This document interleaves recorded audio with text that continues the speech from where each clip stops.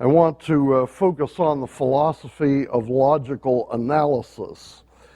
I've emphasized to you in the past that the 20th century is the century of language. And we've seen that through a number of philosophical schools already. We've seen that with Heidegger, who said that language is the house of being, who said that reality reveals itself to me through language, by means of language.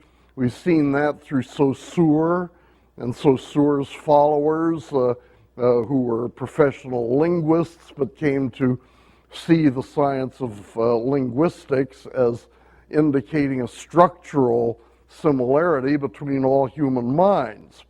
And we saw the deconstructionists who denied that there was that kind of continuity between all the different human minds.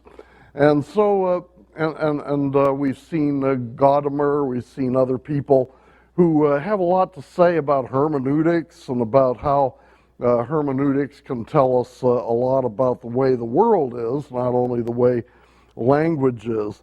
So the idea is to try to understand the world through language, to try to solve the old philosophical problems by referring to language. Where does this emphasis come from? Well, it comes partly out of frustration, I think, with the continual inability of philosophers to solve problems which have been known for hundreds of years. This is kind of an embarrassment to the philosophical community, you know. Astronomy has made a lot of progress since the time of Ptolemy down to the present day. Physics has made a lot of progress. Chemistry has made a lot of progress. But what about philosophy? In a way, philosophy has made no progress. That's the great embarrassment. All the problems that Plato and Aristotle talked about in philosophy are still problems today. None of them have been definitively solved. Opinions have changed, and new arguments have been found, and new concepts have been developed, and technical terms have been developed.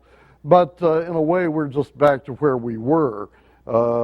Can't really say that Plato knew any more or any less about philosophy than Bertrand Russell or Ludwig Wittgenstein or somebody in our century.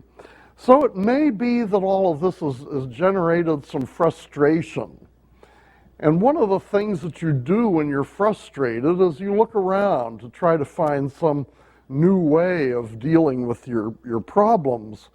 And I think a lot of philosophers have said, well, maybe our problems are the result of misunderstandings. Let's define our terms.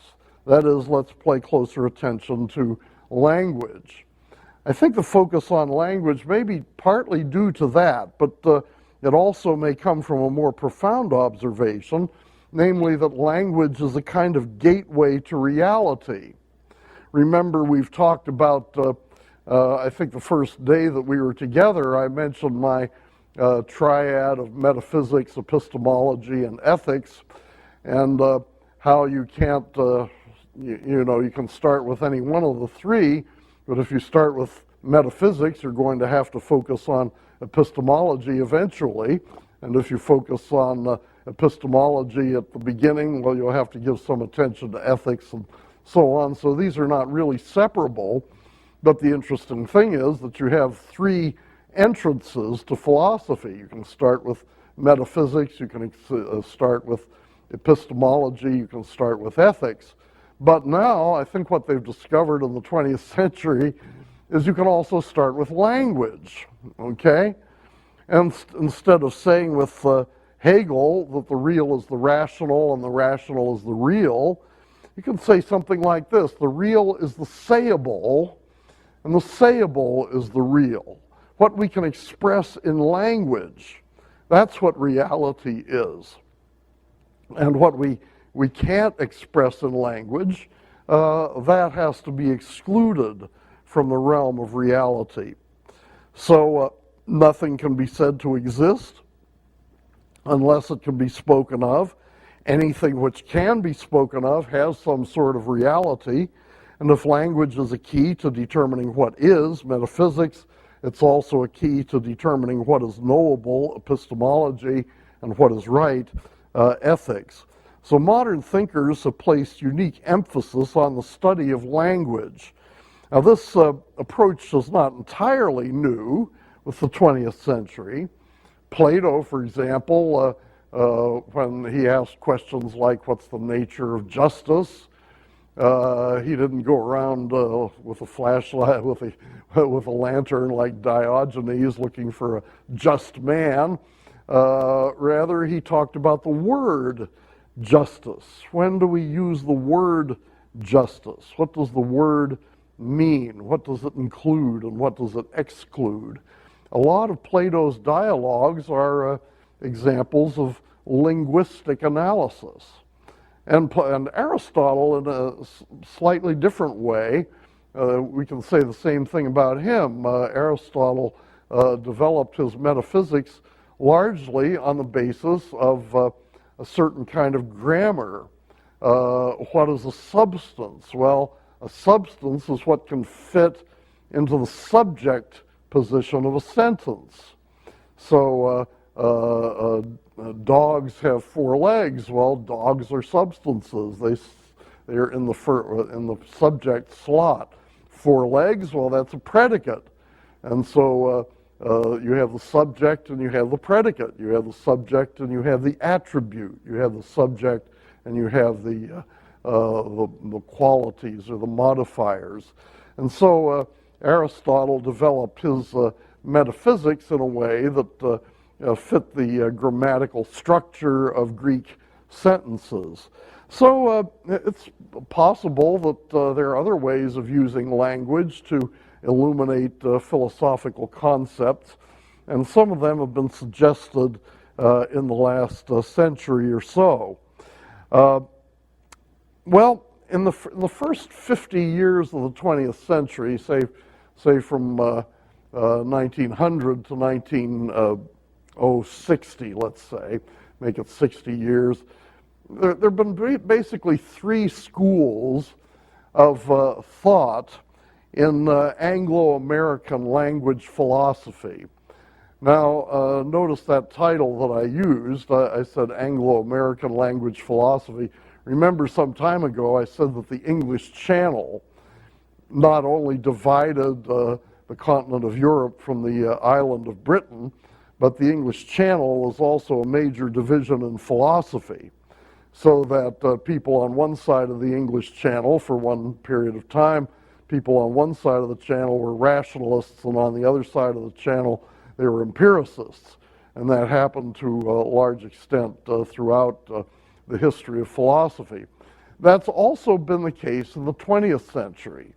In the 20th century, existentialism, structuralism, hermeneutics are movements that largely occurred on the continent of Europe, whereas logical atomism, logical positivism, logical or ordinary language philosophy are movements that largely occurred in the English-speaking world. Now, we talked about existentialism and structuralism earlier in the course.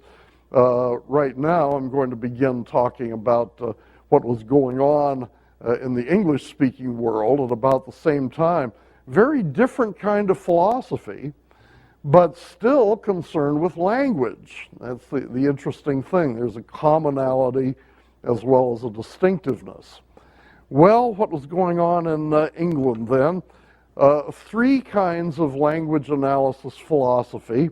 Very good text that you can read on this is by J.O. Urmson, U-R-M-S-O-N, called Philosophical Analysis.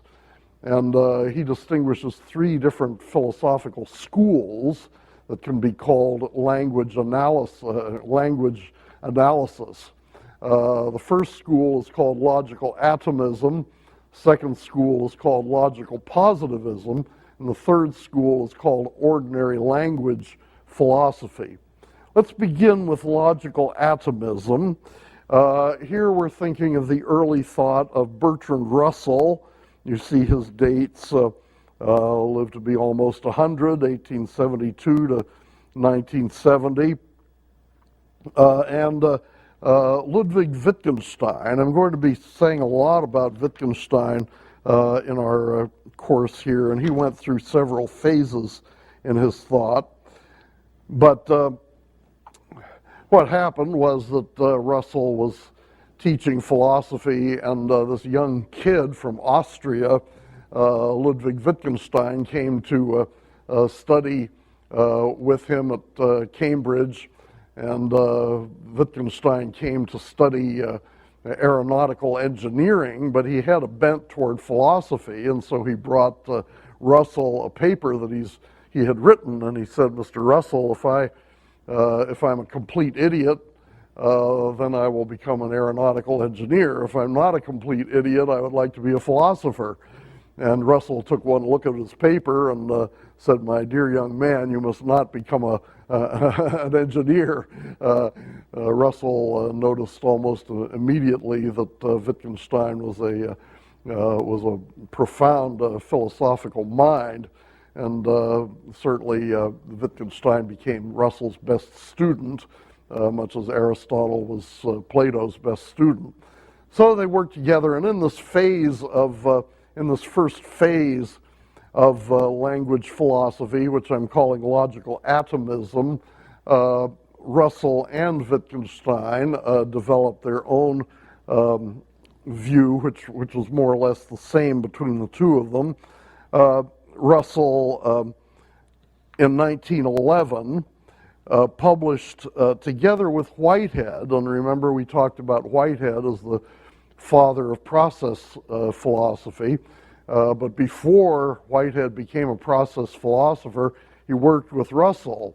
And in 1911, Russell and Whitehead produced together a volume called Principia Mathematica, Principles of Mathematics. This was a groundbreaking treatise in logic and mathematics, which unveiled a remarkably fruitful new approach in these disciplines. It was different from, it was a new logic, basically. Aristotle had more or less invented logic in his time, and there hadn't been a whole lot of changes in the science of logic since the time of Aristotle. William of Ockham added some things in the medieval period. There were a few things that came in the 19th century, but Russell's logic was really a groundbreaking treatise. It differed somewhat from Aristotle's and so on.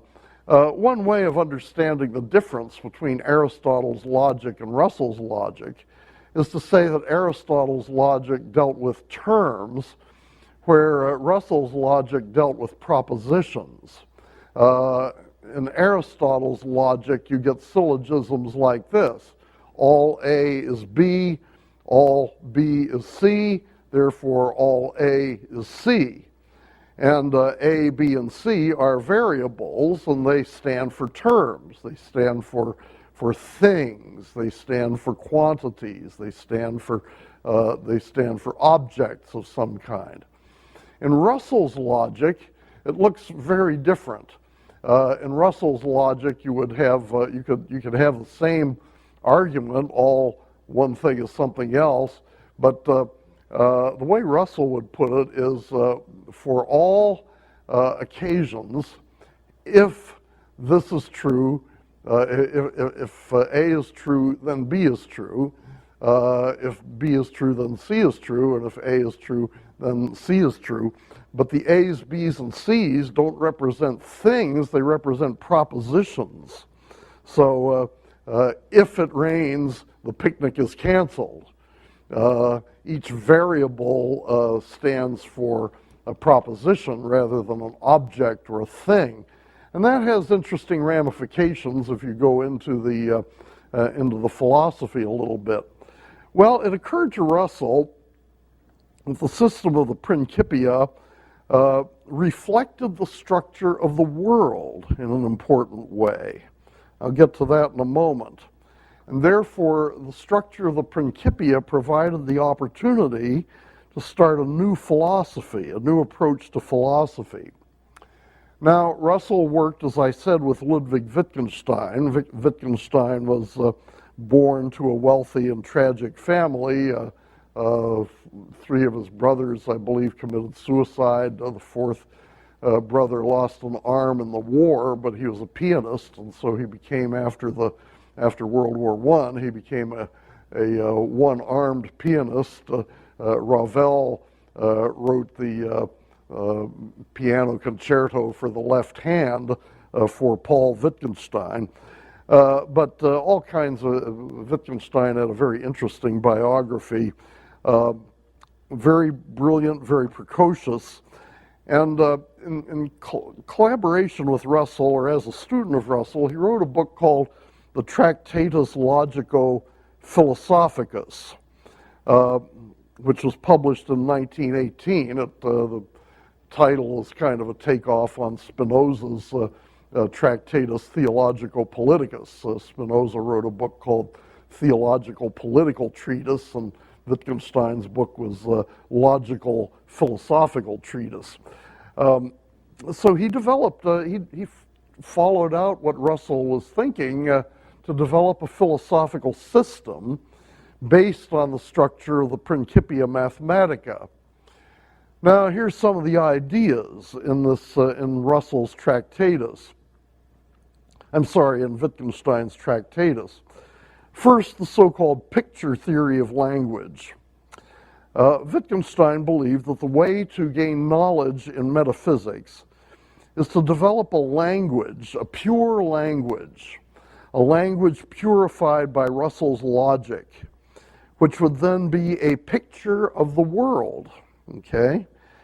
Every sentence in that language would correspond to a fact in the world. Now, it's important that we talk about facts here.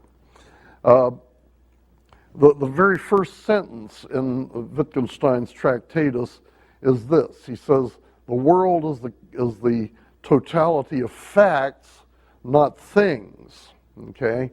That's his opposition to Aristotle. Aristotle, if you'd ask Aristotle what the world is made up of, Aristotle would have said substances, things, okay, people and rocks and trees and animals and so on, substances. Wittgenstein and Russell believed that that's not a very good way to describe the universe. Because if you just list the substances in the universe, if you list everything in the universe, you're going to miss some important elements. Let's say that just for the sake of argument, let's assume that there are three things in the universe, A, B, and C. Aristotle would say, if you say to Aristotle, describe the universe, he would say A, B, and C. But if you ask Russell or Wittgenstein to describe the universe, they would say, well, A, B, and C, huh? Well, we need to know more. We need to know where they are. We need to know how they're related to one another. We need to know whether A is beside B, or A is on top of B, or A is caused by B, or what is the relationship there? In other words, we need to know not only the things, we need to know the properties and the relationships of the things. We need to know how the things are related to one another. Another way of saying that is, we need to know not just the things, we need to know the facts. A thing would be book. The fact would be the book is on the table.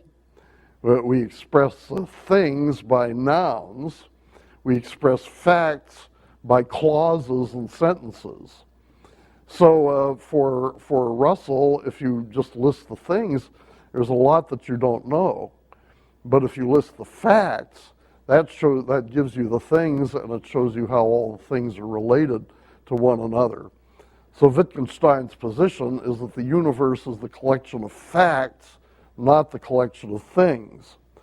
And that, of course, ties in with Russell's logic, because Russell's logic is a logic of propositions, not terms. Terms designate things, propositions designate facts.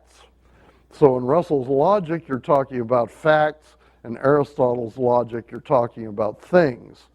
So Wittgenstein is interested in developing a view of the world in which the world is the collection of facts. The book is on the table. That's one fact. Giraffes are taller than chimpanzees. That's another fact. Let's get all the facts together, and once we list all the facts and list them in a perfect language, then we will have an adequate picture of the universe. So you see all the relations there. Every sentence would correspond to a fact in the world. Every word in every sentence would correspond to an element of a fact. Now, facts consist of things, properties, and relations. Okay? A fact always says that A is related to B, or A has property B, or something like that. So every word of the perfect language would represent an element of the fact. Every sentence would correspond to a fact in the world. Then to purify our ordinary language, we must make sure that every sentence corresponds to only one fact. Now, in ordinary language, of course, our sentences often correspond to a lot of facts, right? And we have simple sentences, we have compound sentences, we have a sentence like the book is on the table and the table is brown. That describes two facts.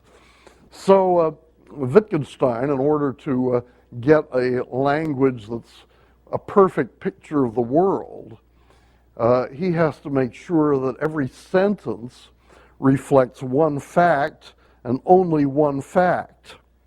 So we have to reduce the complex sentences to simple sentences, reduce compound sentences to simple sentences, reduce statements about generalities like happiness and greenness to statements about individual sense data. The wall is blue. I'm looking at a wall, and the wall is blue. Well, that's a generalization, right? That doesn't describe only one fact. Of course, that's a generalization because that sums up my sense experiences over a period of several seconds. So I need to say sense experience now, sense experience A, sense experience B, sense experience C. In other words, there has to be a sentence in the perfect language for every sense experience that I have. In the end, the perfect language consists of momentary sense experiences then. Or take a sentence like England declared war. That sounds like a simple sentence, but it's really a summary of a great many things. It really says Parliament did this, and the Queen did this, and the soldiers did this, and so on and so forth. A whole lot of things that go into England declaring war. So if you're going to transform that into a sentence in the perfect language, you have to draw out all of the individual facts that are stated by that generality. And so in the end, as I say, the perfect language consists of momentary sense experience, this read now, and so on. But questions arise, is that really a picture of the world? Has anyone ever seen a sense datum in this sense? Are these really the fundamental building blocks of experience? I mean, if I'm trying to describe the wall, and I break it down into individual sense experiences, and I say blue patch now. Do I ever see a momentary, sense datum of a blue patch? I don't think so. I mean, I see a wall, and I have an extended experience of that wall. And if I try to break it down into momentary sense experiences, then I'm doing something artificial. I'm doing something abstract. I'm doing something that I imagine that I've experienced. I'm not describing my actual experience. But anyway, this is what Wittgenstein thought had to be done if you're going to have a perfect language. Well, what happens if there's something that you're trying to talk about, but it can't be talked about in the perfect language? What if you can't translate what you want to say into reports of momentary sense experiences? Well, if you can't do that, then you have to confess that it's meaningless. It can't be spoken of. It has to be eliminated from the perfect language. So this is a way of determining what is meaningful and what's not meaningful, and what exists and what doesn't exist. Because nothing can exist unless it can be said. Nothing can exist unless it can be expressed in the perfect language. Now, look at epistemology on the next page here. Only that is knowable which can be translated into the perfect language. Anything else is unknowable because it's unspeakable. So there are some things that you can't translate into the perfect language. For example, ethics, right and wrong. I say stealing is wrong. How do I translate that into the perfect language? I can't reduce that to a sense experience. Wrong is not something that you can sense.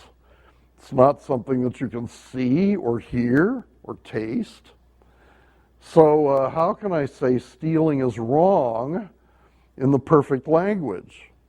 And in one sense, I can't, all right? And so Wittgenstein is willing to bite the bullet. He's willing to say, okay, you can't translate it into the perfect language, therefore it can't be sayable, therefore it can't be knowable, therefore it's in one sense meaningless. But that bothered Wittgenstein. I mean, Wittgenstein actually believed in right and wrong. He was somewhat sensitive on ethical matters, and he often wrote about ethical matters. So what can be said about that? Well, he kind of developed a grab bag. He developed a category, kind of like a wastebasket, for putting things in that wouldn't measure up to the standards of the perfect language. Wittgenstein knew that ethics, he felt in his heart that ethics was meaningful. And yet in his theory, ethics came out looking meaningless. So he didn't want that result. So he said that ethical right and wrong was mystical. Okay, he used the term das Mystische. There are some things, he says, that are real, but they cannot be said, meaning they can't be transformed into the perfect language. They can't be said. So anything that we feel ought to be known, but we can't say it, we call it mystical. We call it das Mystische. Das Mystische is almost like Kant's noumenal world. Okay, Kant, felt very strongly that the doctrine of God was an important concept, but Kant was convinced that you could not find God in the phenomenal world. So if God exists in the noumenal world somewhere, and God has to be a regulative concept, not a constitutive concept. Now, Wittgenstein does something very similar with God and with ethics. Ethics is important. He doesn't want to just say that ethics is meaningless, but it doesn't fit into the perfect language. So Wittgenstein puts it into the category that he calls das Mystische, or the mystical. What about religion? What about God? Well, Wittgenstein was not a religious believer, but he had an interest in religion. At one time, he was a gardener in a monastery. He sometimes took an interest in religious matters. And he wasn't quite ready to say that religion was a lot of nonsense, the way some people will see when we talk about logical positivism. They were ready to say that religion is a lot of nonsense, but not Wittgenstein. So Wittgenstein, but the trouble is you cannot reduce God to momentary sense data. You can't sense God. You can't see God. You can't hear God. So you can't reduce statements about God to reports of sense data. Therefore, you can't reduce statements about God to a perfect language understood in the terms of Russell and Wittgenstein. So what are you going to do? Well, again, Wittgenstein says the concept of God is mystical. He used the sentence, he says, God does not reveal himself in the world. Well, there was one writer who said that Wittgenstein was close to the kingdom there.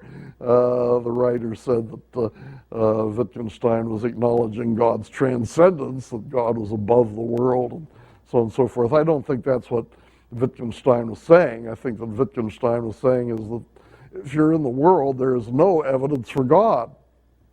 There is no way of sensing God or seeing God. And so therefore we can only suppose God by an act of kind of blind faith and suppose that he exists up there in the mystical world, okay? But, if you get rid of ethics, or if you turn ethics into mysticism, and if you turn God into mysticism, what about philosophy? Now, God, the soul, I didn't mention the soul, but the soul too, God, the soul of the world, are beyond the scope of the perfect language. And by the way, that's similar to Kant's noumenal again. I mean, Kant put God, the soul, and the world as a whole together in the noumenal world. But what about philosophy? Now, philosophy, here Wittgenstein is thinking that philosophy can give us some insights into the relationship between language and the world. But he discovers, as he develops his thesis, that that's exactly what philosophy cannot do. The perfect language can picture facts, but the perfect language cannot picture relationships between language and facts. Wittgenstein comments that the eye is not part of its own field of vision. So the philosopher cannot, if language is like the eye, then we can't describe language while we're talking about the facts. We can only talk about the facts in the perfect language.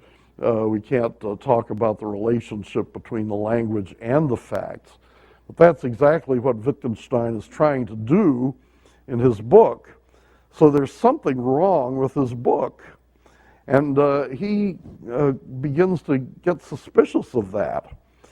There are a lot of other things, of course. A perfect language cannot speak of what is possible or what is impossible, but he's been trying to do that too in his book. Well, to make a long story short, number 4, Wittgenstein recognizes that most all philosophy, including that of the Tractatus itself, violates his own restrictions. So the Tractatus has to be rejected as meaningless. The statements in the Tractatus are useful only as tools to bring us to the point where we stop asking senseless questions. So the book, in a way, is self-refuting. The book has tried to show us the relationship between language and the world, but it concludes that you can't show the relationship between language and the world within the scope of the perfect language. So the book says basically that the book is impossible. But what Wittgenstein does, in a way, is to relegate the whole book to the mystical sphere. There's this very famous ending paragraph. He says, "My propositions," that is the propositions of the book, "are elucidatory in this way. He who understands me finally recognizes them as senseless when he has climbed out through them, on them, over them. He must, so to speak, throw away the ladder after he has climbed up on it. He must surmount these propositions, then he sees the world rightly. Whereof one cannot speak, thereof must one be silent."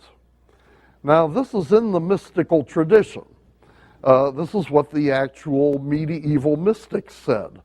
They said, well, okay, we've shown you the importance of rational thought, but rational thought will only get you somewhere, so far. And rational thought can get you to the point where you need to have a mystical union with God or with the object of your study. And when you reach that point of a mystical union, you get beyond reason, and you can throw reason away. Reason is like a ladder that you climb up to reach the heights. But once you've reached the height, you don't need the ladder anymore, and you can throw it away. And now we find Wittgenstein saying the same thing about his perfect language. He thinks that he starts off rationalistically, trying to show you exactly what the criteria are for a perfect language, and then he ends up in irrationalism because he determines that this perfect language can't tell you anything at all, that it fails on its own criteria, that it's self-contradictory, self-refuting, and so when you get to the top of the mountain, you throw away the perfect language, and you relegate all of this to the area of mysticism. That's the early Wittgenstein. That's Wittgenstein's Tractatus Logico-Philosophicus. And we'll see what happens after this. The interesting thing is the last sentence of this book, whereof one cannot speak, thereof must one be silent. Wittgenstein has decided that the things he's tried to speak on can't be spoken about. And almost literally, he is silent for the next 10 years. He leaves the discipline of philosophy. He goes traveling in Europe where nobody can find him. He resigned his position at Cambridge, and he went off and did a number of interesting things. He designed a house for his sister. He worked as a gardener in a monastery for a while. For a long time, the philosophers were interested in talking to him because his book caused something of a sensation, but they had an awful hard time finding him, and Wittgenstein didn't want to talk to philosophers.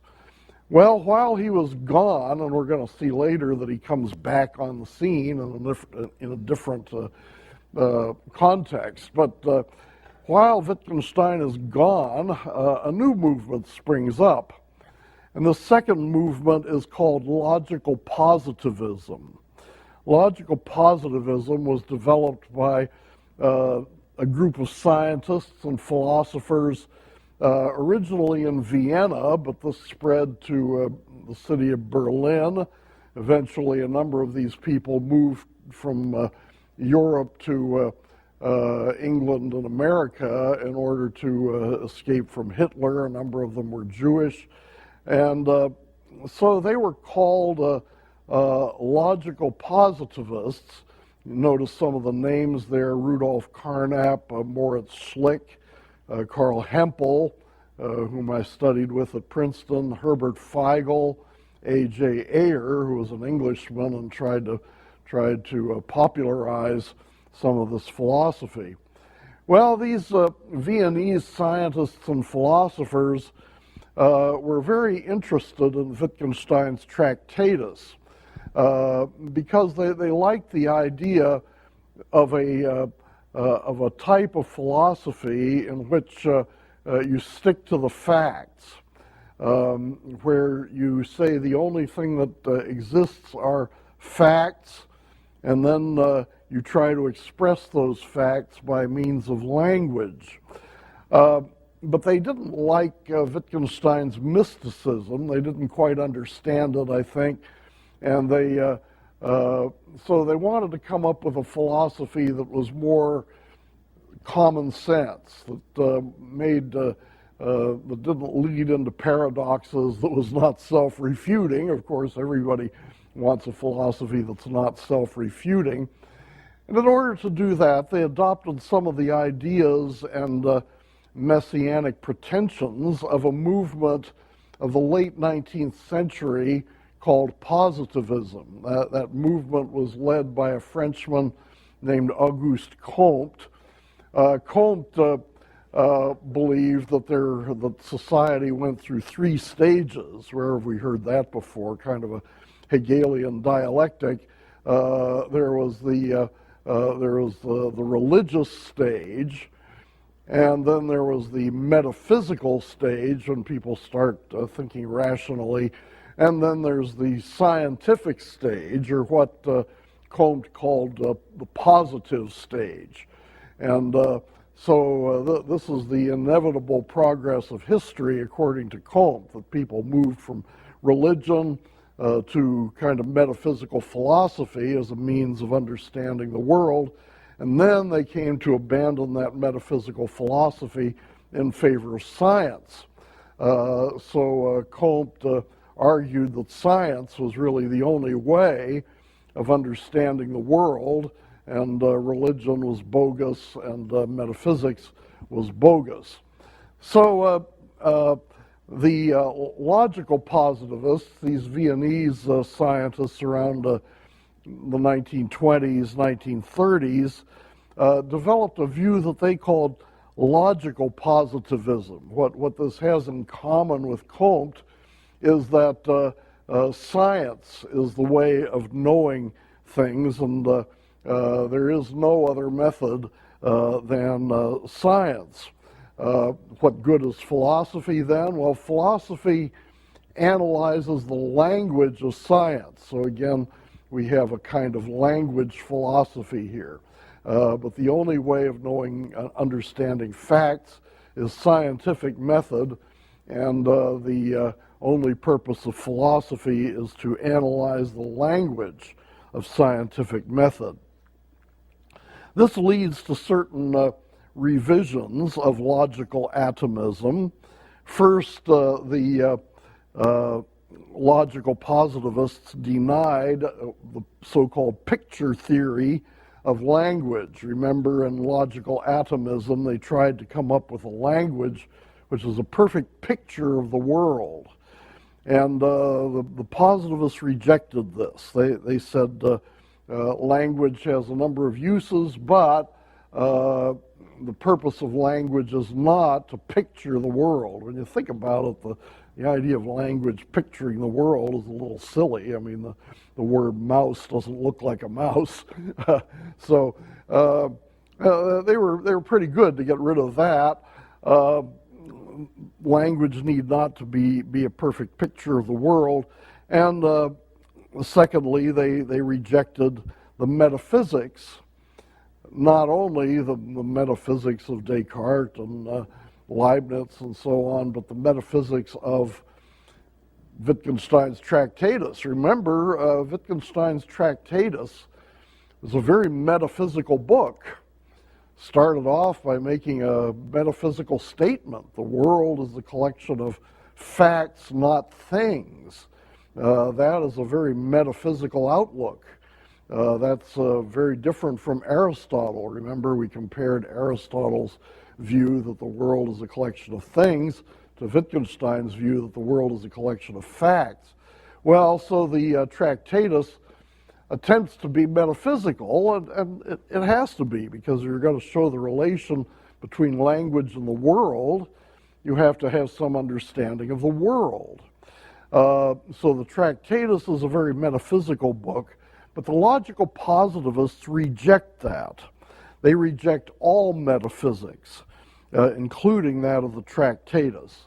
And they say that philosophy does not have any special way of discovering facts in the world. Philosophy doesn't have any way of telling you the structure of the world that's unavailable to other disciplines. The task of philosophy then is simply to analyze and clarify the language of science. Well, to look at logical positivism in a little more detail, they distinguished 4 different kinds of language, all right? The first kind of language is the tautology. Tautology is language, would be a sentence like, the chair is a chair, or either it will rain tomorrow or it will not. Now, those sentences are true simply by definition of the words. We know that these sentences are true just by knowing the meanings of the words. If you know the meaning of chair, you know that a chair is a chair. If you know the meaning of rain, if you know the meaning of tomorrow, if you know the meaning of either or, if you know the meaning of not, then you know that it's true, that either it will rain tomorrow or it will not. You may not be a weather forecaster, you may not have meteorological knowledge, but you know at least one thing that you're sure of, okay? Don't need any expertise at all. One thing that you're sure of is that either it will rain tomorrow or it will not. So tautologies are always true. You know that they're true. You don't need to have any research or expertise. You don't need to make any observations. You just know that they're true by virtue of the meanings of the words. Now, sort of the opposite of a tautology is the contradiction. Example of a contradiction would be, it is raining and it is not. Or Washington is the capital of the United States and it is not. Now, often we use expressions like that in a kind of ironic way, kind of using paradox as a literary device, as a figure of speech, in order to indicate subtle relationships. In one sense it is, in another sense it isn't. But if you mean this literally, not meaning it ironically, not meaning it as a figure of speech, if you mean it just literally, to say that Washington is the capital of the United States and Washington is not the capital of the United States, to just say those two things together lands you in a contradiction, okay? And a contradiction cannot be true. A contradiction must be false, all right? So just as a tautology must be true, a contradiction must be false. Now, there's a third kind of language that is not always false and it's not always true. Take the sentence, the back fence is white. Now, you can know the meaning of back and fence and white and is, but knowing the meanings of the terms won't help you to know the truth of that statement or its falsity. You don't know the truth or the falsity of that statement by the meanings of the terms. In order to know whether that statement is true or false, you have to go out and look, or you have to have reliable testimony, or you have to have reliable information. That statement may be true or it may be false, but you find out by looking. You find out by getting evidence. You find out by getting testimony. So you have to go out in the back fence and by the back fence and investigate, is the back fence white or not? The positivists call these empirical statements. Remember empiricism? Empiricism is the view that sense experience is the foundation of human knowledge. Well, these are empirical statements, presumably derived from sense experience. If not my own sense experience, then somebody's sense experience. And the positivists said that empirical statements are the only statements which are capable of conveying information, all right? Either it will rain tomorrow or it will not. Well, that may sound like it's conveying information, and I think it does convey information in a certain way, but the positivists would say, no, that doesn't really convey information because sense experience is irrelevant to determining its true or falsity. There's no scientific method is irrelevant for telling us whether that's true or false. But the back fence is white. Scientific method is relevant for telling that. So the back fence is white can increase your knowledge. It gives you information. It gives you content. And so empirical statements are capable of conveying truth or falsity, they're capable of conveying facts about the world. Then there's a fourth kind of language, which let me get my papers straightened out here. There's a fourth kind of language, which the positivists called emotive language. Now, it might have occurred to you that when we were talking about tautologies and contradictions and empirical statements, that doesn't cover all the uses of language. Language is used for a lot more things than just tautologies, contradictions, and empirical statements. There are also questions in language. There are commands in language. There are emotive expressions in language. There are expressions of fear. There are promises. There are all these different kinds of things in language that are not covered by the first three categories. So the positivists, rather sloppily, I think, invented this fourth category that they called emotive language, which is a kind of grab bag, it's a kind of wastebasket to put all the other kinds of language that don't fit in to any of the first three categories. So poetry, commands, questions, all those different kinds of language were all called emotive. Because you see, the positivists thought the main purpose of language, and this was also true of the logical atomists, they thought the main purpose of language is to state facts, okay? And that's really all that we're interested in, is stating facts. And so we can safely ignore everything else that's done in language. Well, we'll see later on that this is now considered to be a mistake by the logical positivists, but this is the way they operated. They're interested in seeing what kinds of language convey information, convey facts, convey knowledge. And so coming out of this was something called the verification principle. For any statement to be empirically meaningful or cognitively meaningful, that is, for it to fit into group C, it must be verifiable by methods akin to those of natural science, right? Empirically meaningful, that means that the sentence can state either truth or falsity. To say that a sentence is empirically meaningful doesn't necessarily mean that it's true. The back fence is white, that's empirically meaningful. We know what it means.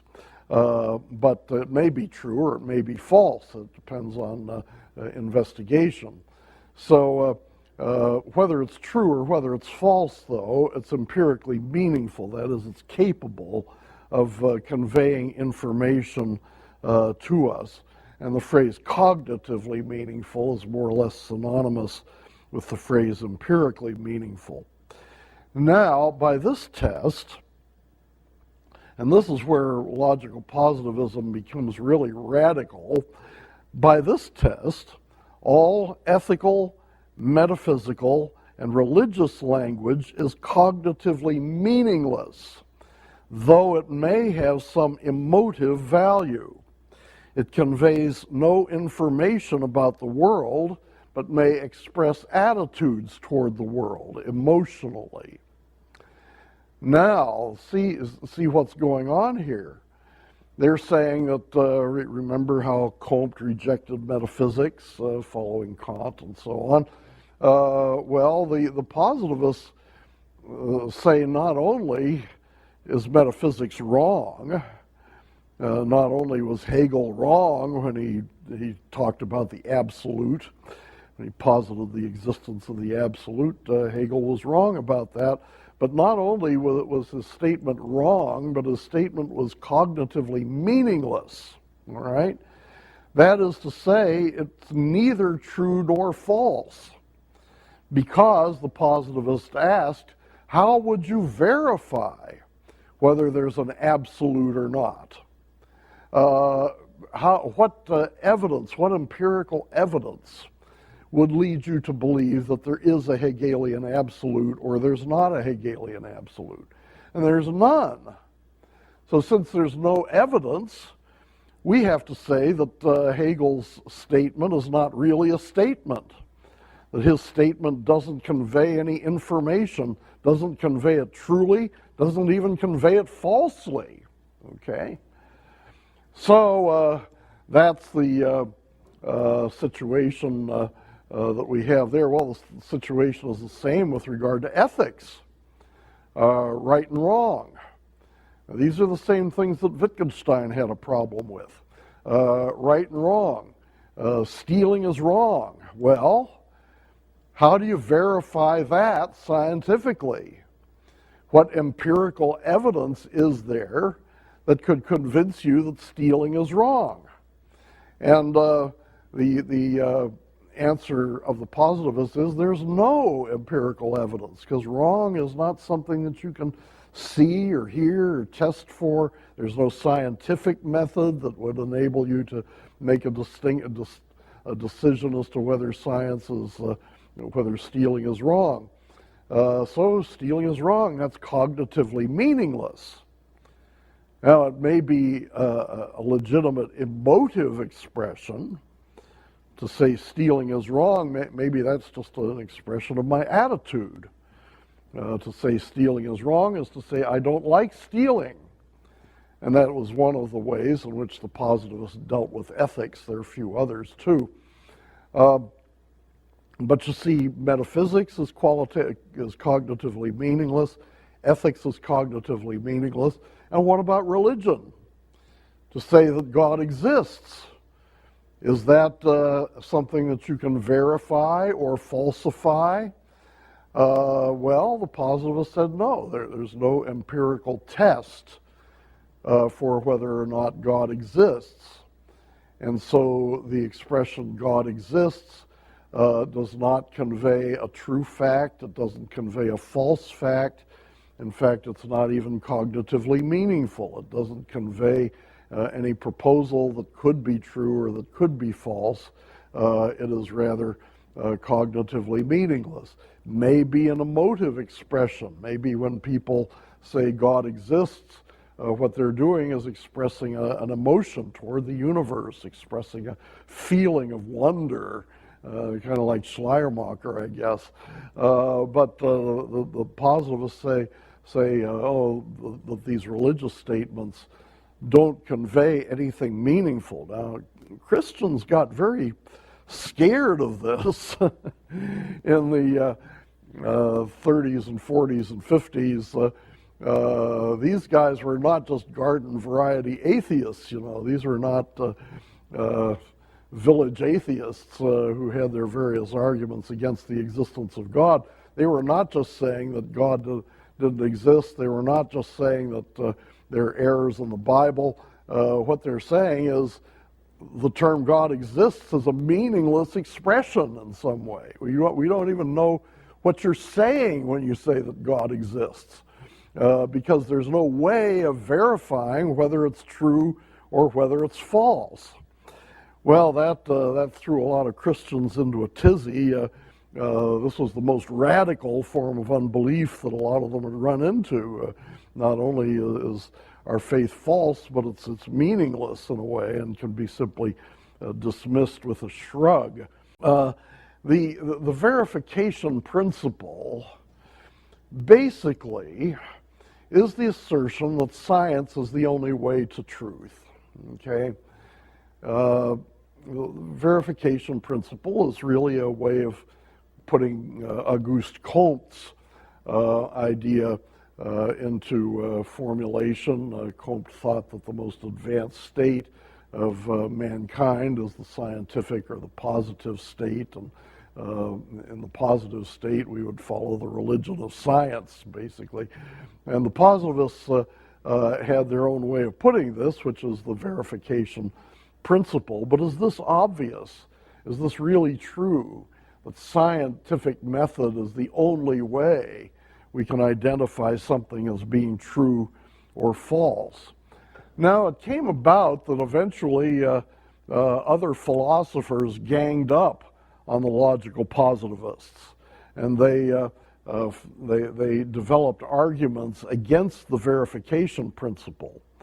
One argument, and these are not necessarily Christian philosophers, these are for the most part secularists themselves, non-Christian secularists, but they came up with arguments to show that logical positivism was wrong. Some of the criticisms of the verification principle: first, its vagueness.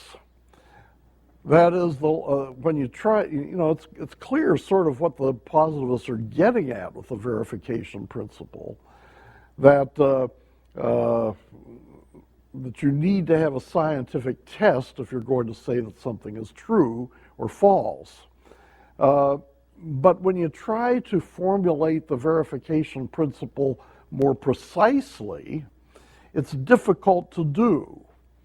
Here is one attempt, a kind of early attempt. An early formulation of the principle was that a statement is cognitively meaningful if it is conclusively verifiable through empirical evidence. However, this created problems because there are a number of scientific statements that don't measure up to the criterion in this form. Scientific statements include many general statements. Usually scientific laws are formulated in general terms. E equals mc squared. That goes for all the E in the universe and all the c squared in the universe. This is an absolutely universal formula. Same for F equals ma, force equals mass times acceleration. I seem to remember that from my high school physics. Well, that means that formula is supposed to fit all the force in the universe, all the mass in the universe, all the acceleration in the universe. So it's an absolutely universal formula. But if it's universal, it cannot be conclusively verified, because scientific testing, scientific research is not universal. Scientists don't examine every single piece of mass in the universe to see that it fits that formula. Rather, they survey a statistically significant amount of mass in our immediate vicinity and see whether or not it measures up to that formula. But there's no way to conclusively verify that that formula is true for the entire universe. Now that sets the positivists back a little bit, because here are genuine scientific statements. Everyone would agree that E equals mc squared is a legitimate scientific statement, but it cannot be conclusively verified. So this is an exception to the verification principle. So something's wrong here. Something has to be wrong with the verification principle, or something wrong with the with E equals MC squared, or whatever. Well, the positivists weren't going to get rid of the verification principle that easily. So they moved on to a different formulation. Here's an alternative suggested by Karl Popper. A statement is cognitively meaningful if it is conclusively falsifiable. That is, if there are empirical means of showing conclusively that the statement is false, if indeed it is false. But now, and what this means, of course, is that you're looking at all the swans out in the lake, and you come up with the generalization, hey, all swans are white. I guess all swans are white. Well, that might be a theory, Somebody might have a theory that all swans are white, until they run into an Australian black swan, okay? And the existence of just one black swan refutes the theory, all right? So there's an empirical test. Now, you couldn't prove, you couldn't verify conclusively that all swans are white because you haven't seen all the swans in the universe. So there's no way you could verify that, but you can falsify that theory if indeed that theory is false. And all you need to falsify it is one exception, one counterexample, one black swan. So Popper says, forget about trying to conclusively verify, just reformulate the verification principle to say that all you need is conclusive falsification. And all you need to do is to be able to say, if my theory is false, then here is what would make it false. Here is what an exception might look like. Here is what would disprove my theory. You don't actually have to disprove your theory in order to prove that it's cognitively meaningful. You just need to be able to state that it's vulnerable to evidence in such a way that if you found this kind of evidence, then you would relinquish your theory. So that sounds like an improvement in the verification principle. Unfortunately, this doesn't work either, because there are some scientific statements that everybody agrees are legitimate scientific statements that are not falsifiable. They're not conclusively falsifiable. For example, the statement, black holes exist. All right, now scientists today believe that black holes do exist. Maybe 50 years ago they weren't so sure. Anyway, you can't falsify an existential statement. You can't falsify a statement like unicorns exist, or black holes exist, or cows exist. Why? Well, because in order to falsify a statement like that, you have to survey the whole universe. Let's say you're asking whether unicorns exist. Well, you have a pretty good idea that unicorns don't exist, but you can't know for sure. You can't verify conclusively that that's true, and you can't even falsify that that's true, because you can't prove the negative. You would have to have looked at the whole world, the whole universe, all the galaxies, everything, to see that there is no such thing as a unicorn before you could prove conclusively that unicorns don't exist. So that alternative to the verification principle proved to be faulty. Now, here's a third version of the verification principle.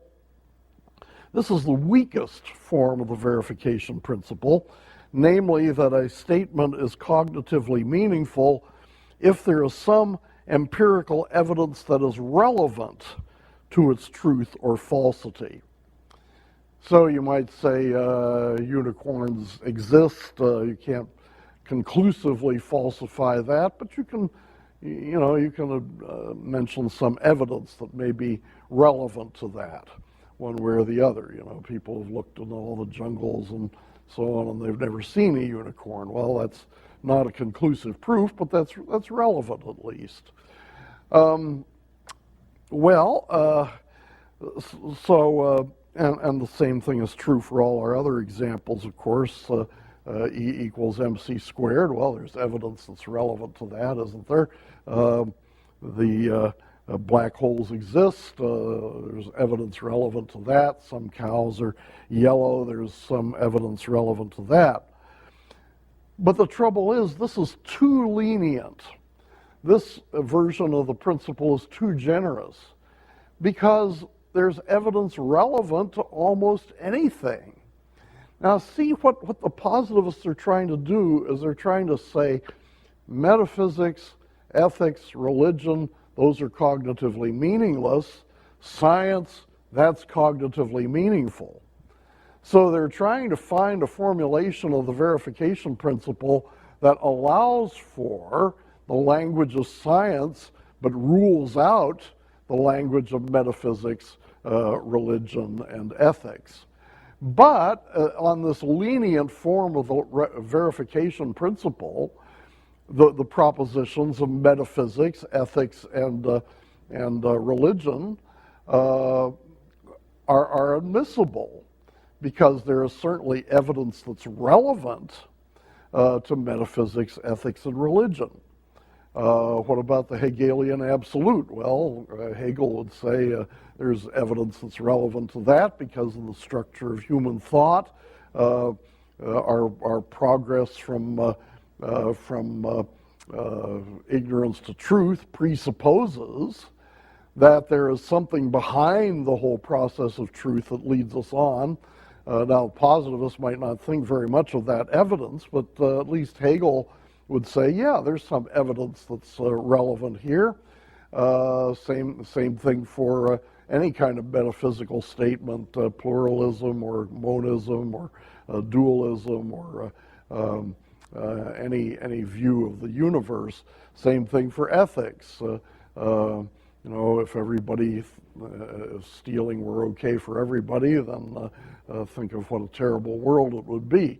May not be a conclusive argument that stealing is wrong, but it is evidence that's relevant.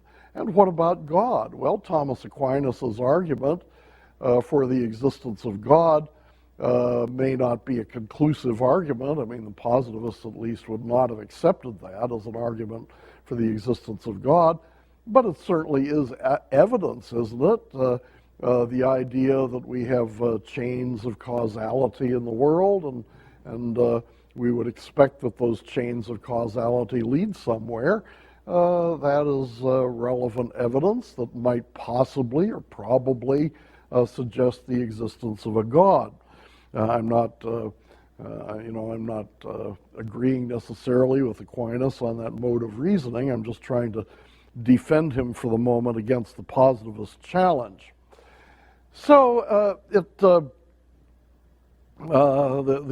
third formulation of the verification principle doesn't discriminate, doesn't give you a clear notion of what's meaningful and what's not meaningful. It doesn't give you any reason for saying that scientific language is meaningful while metaphysical language, ethical language, and religious language are not meaningful. Now that leads to another criticism. This first criticism is that the verification principle is vague and that it doesn't accomplish what it aims to do. A second criticism, and I hope you're beginning to see this already without me having to formulate it for you, the second criticism is that the verification principle is arbitrary. See, it might look at first as though the verification principle is a straightforward attempt to define the term meaningful as people normally use it. But the more you study this business, it looks as though the the verification principle is really an attempt to validate and to glorify certain kinds of language and to get rid of other kinds of language. Now, it fails to do that, but that's what it's trying to do. It's not trying to come up with an objective definition of meaning. What it's trying to do is to come up with a biased or tendentious definition of meaning, which allows scientific language to be meaningful and consigns religious, ethical, and metaphysical language to the scrap heap. And that, of course, is not fair. I mean, people are always using biased definitions of things. That happens in politics all the time, but we need to outgrow that, certainly, and that's one of the things that the study of philosophy can teach you. And then further, about the verification principle, its dubious basis. The positivists found it difficult to agree on what exactly constitutes empirical knowledge. What is the empirical foundation? What are the protocols by which hypotheses are verified? We'll talk more about this later, but there's a lot of division among the positivists on epistemology. What is the basis for human knowledge? But probably, the strongest argument against the verification principle is that the verification principle is self-refuting, self-contradictory. I told you before that Wittgenstein's Tractatus Logico-Philosophicus turned out at the end to be self-refuting, contradictory. But that's the same, the same problem exactly comes into logical positivism. Because what is our basis for believing in the verification principle? Can the verification principle be verified? Is there any scientific way of determining whether the verification principle is true or whether it's false? And the answer is clearly no. There's no scientific experiment that can prove that the verification principle is true or that it's false. The verification principle is a criterion. It's a statement that says a statement is not meaningful unless it conforms to certain standards. Well, who can prove that by science? Is there any experiment that's even relevant to proving that? And so the verification principle turns out to be, and this is a phrase you hear a lot, self-referentially incoherent. Okay? That is to say, it doesn't measure up to its own criterion. The verification principle is not verifiable. It doesn't measure up to its own standard. I think this contradiction arises from what I've called the rationalist-irrationalist dialectic. The positivists are rationalists because they tried to reduce all meaningful utterance to their rational scheme. But that rational scheme turned out to be irrational. It turned out to be vacuous and trivial, defining a concept of cognitive meaning that did not correspond with any concept actually used in science or anywhere else, self-refuting and arbitrary. In the final analysis, the verification principle was a faith commitment. And Alfred Jules Ayer, who wrote one of the most persuasive books on logical positivism back in the 30s, in the 40s, he was replying to all the criticism that the verification principle received, as such as this one. What is the actual basis for believing in the verification principle? Well, Ayer said, actually, what the verification principle is a convention. Okay? It's an agreement between a number of people to use the word meaning in a certain way. Okay? Well, that's fine, you know. I mean, you can agree to use the word cookie to mean lizard if you want. You can agree to make anything mean anything, but that, of course, doesn't obligate anybody else to use it that way. And certainly, this is not a way of charting the normal meaning of the word meaning as ordinary people use it. So this becomes very subjective, mere convention, people agreeing to use a term a certain way. Therefore, meaning and verification are the same thing. Well, that's certainly bogus, certainly illegitimate. But now, so basically logical positivism died of these criticisms. It doesn't very often happen. I mean, it would be very strange for somebody to say that Platonism died or that somebody refuted Aristotelianism. That just doesn't happen in philosophy. I mean, usually these views just go on and on and on. People keep talking about them for centuries, but you won't find anybody today who calls himself a logical positivist. Basically, logical positivism died the death based on these kinds of criticisms, but it had a ghostly life for a little bit, for a few years in the 1950s, when Antony Flew. Now, Antony Flew later on became a deist. He became convinced of belief in God by the argument of the intelligent design movement. But in the 1950s, Antony Flew was an atheist and a militant atheist, and he wrote an article called Theology and Falsification. From a Christian perspective, Christianity is verifiable. Why? Well, because the heavens declare the glory of God and the firmament shows his handiwork. Psalm 19. Romans 1. God is clearly revealed in the things that he has made so that people are without excuse. So there's evidence, and the evidence is certainly relevant. In fact, the evidence is more than relevant. All of the facts speak of God, and they speak clearly of God. So there certainly are facts that that unquestionably point to God's existence. However, then why do we get into this problem with Flew and people like that? Well, number two, what Flew is trying to do is to falsify Christianity using a non-Christian presupposition, okay? He is assuming that the Bible is false. The Bible says that God is clearly revealed. Flew simply denies that. And he says, where is the evidence? And when he says, where's the evidence, what he means is, where is the evidence that's acceptable to a secularist? Where is the evidence that's acceptable to a non-believer?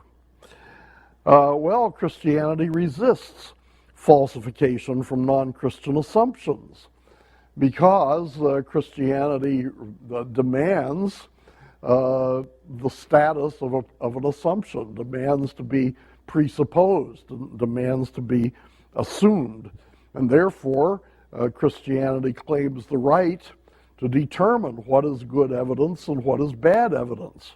Now, Flew also makes that claim because he rejects the evidence that the Bible mentions.